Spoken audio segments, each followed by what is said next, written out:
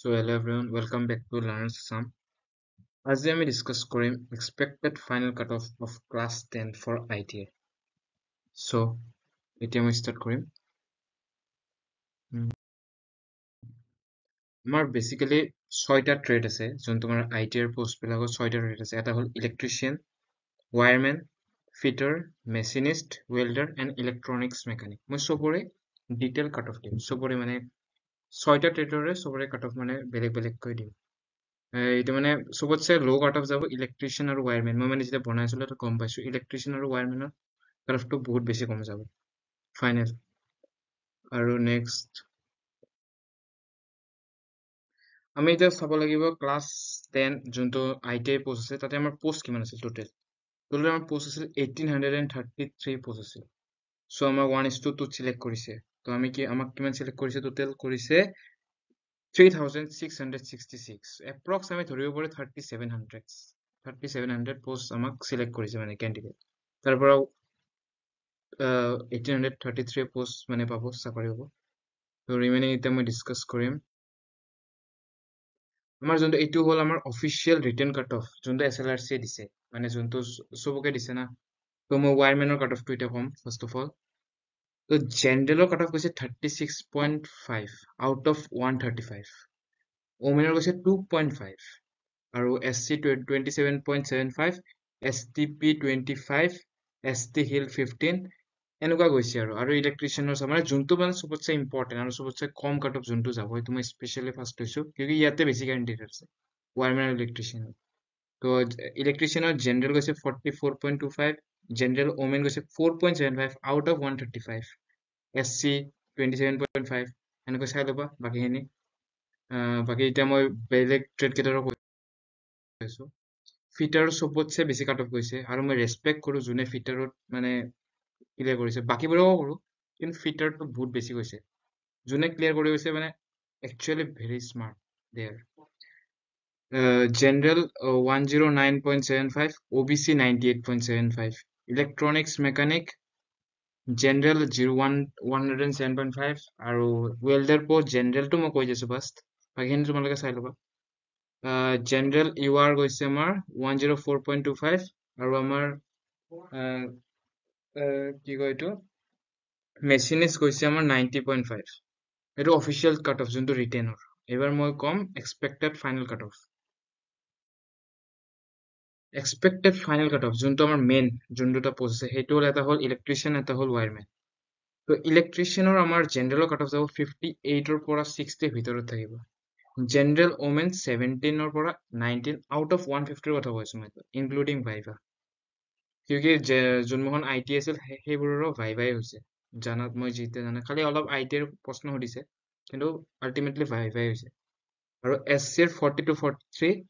এসটিপিৰ 43 পৰা 46 ST hill 6 to 8 6-8 number পালে মানে চাকৰি হ'ব আৰু কি কম এতিয়া এসটি হিল এই বলো ভাই OBC 47 to 50 OBC 3 types 40 to 43 বাকি ওয়্যাৰমেন অফ 49 ৰ পৰা 52 জেনাৰেল থাকিব জেনাৰেল ওমেনত 15 ৰ পৰা 18 এসসিৰ 41 ৰ পৰা 44 এসটিপি 38 to 41 এসটি হিল 28 ৰ পৰা 31 আৰু ওবিসি এণ্ড এমওবিসি 39 ৰ পৰা 41 আৰু ওবিসি 3 টাইপস 30 ৰ পৰা 33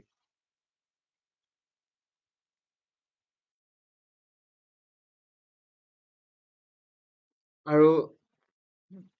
এতিয়া আমি ফিটাৰৰ কথা কম ফিটাৰৰ যোনটো হাইয়েষ্ট কাট অফ যাব মানে যোনটো মানে সবতছে বেছি মই সঁচাকে ৰেসপেক্ট কৰো ফিটাৰৰ এটা কোৱালিফাই কৰো বহুত বেছি ৰেসপেক্ট 120 to 122 120 ৰ পৰা 122 পাব লাগিব যদি ফাইনেল সিলেকশন লাগে আৰু ওবিসি 110 to 113 আৰু মেচিনিষ্টটো বহুত বেছি 104 ৰ পৰা 108 ওমেনৰ 74 ৰ পৰা 78 বাকিখিনি চাই ল'বা বাকি ওয়েল্ডাৰৰো 117 ৰ পৰা 120 আৰু ইলেক্ট্ৰনিক্স মেকানিক আমাৰ 119 ৰ পৰা 122 এনেকুৱাই থাকিব এপ্ৰক্সিমেটলি তো এতিয়া মই মানে এটা সাজেশন দিম মানে কি সাজেশন দিম স্পেশালি যোনবোৰ ওমেন ফিমেল তোমালোকে যদি মানে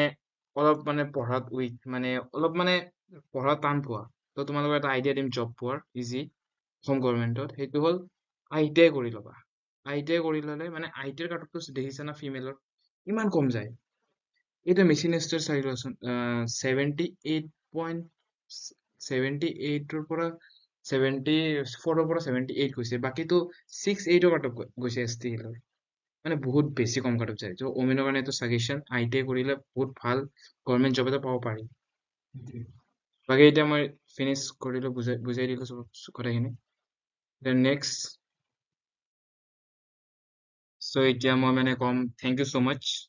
মোক বহুত ছাপোৰ্ট কৰিছে তোমালোকে এণ্ড লাষ্ট দুটা ভিডিঅ'ত বহুত ভাল ৰেছপন্স পাইছো মই এক্সপেক্টেশ্যন কৰা নাছিলো ইমান বাট এতিয়া মই মানে কি ক'ম মানে নেক্সট মই যোনটো ভিডিঅ' বনাম কি টপিকত বনাম তোমালোকে যি কোৱা সেই টপিকতে মই বনাম চাপ'জ এডিআৰই 3.0 প্ৰিপেৰেশ্যন লাগে কেনেকৈ কৰিম কি চিলেবাছটো কেনেকৈ পঢ়িম কেনেকৈ মানে একদম ডিটেইলড মানে কি কি টপিক চালে ক্লিয়াৰ হ'ব পাৰে যেনেকৈ মই কৈ আছো আছাম ছেকশ্যনত আমি কি কি টপিক পঢ়িব লাগে আছাম হিষ্ট্ৰী পঢ়িব লাগে Assam geography Assam polity Assam economy Assam static GK Assam current affairs and Assam art and culture এইখিনি এই 7টা টপিক যদি আমি পঢ়ো আমাৰ আছাম চৰ্টেড এতিয়া মই চেম থিং ইন ইণ্ডিয়ান হিষ্ট্ৰী মানে ইণ্ডিয়ান পাৰ্টখিনি চাব লাগিব যেনেকে Indian history Indian polity Indian economy Indian geography এটা ক্লাছ হিচাপে ৱৰ্ল্ড জিঅ'গ্ৰাফী বহুত বেছি ইম্পৰ্টেণ্ট বহুত আহিছে এডিআৰই 3.0 এডিআৰই 2 বহুত আহিছে আমি গম পাওঁ আৰু ইণ্ডিয়ান ষ্টেটিক জিকে আৰু ইণ্ডিয়ান কাৰেণ্ট এফেয়াৰ্ছটো জানিবই লাগিব অবভিয়াছলি তো সেইখিনি যদি আমি জানো প্লাছ যোনটো ৰিজনিঙৰ যোনটো টপিক্স যোনত এটলিষ্ট 15-20টা টপিক্স থাকে যোনটোৰ পৰা বহুত মেক্সিমাম কুৱেশ্যন আহে আৰু মেথছৰ 30টা টপিক্স থাকে যোনটো দি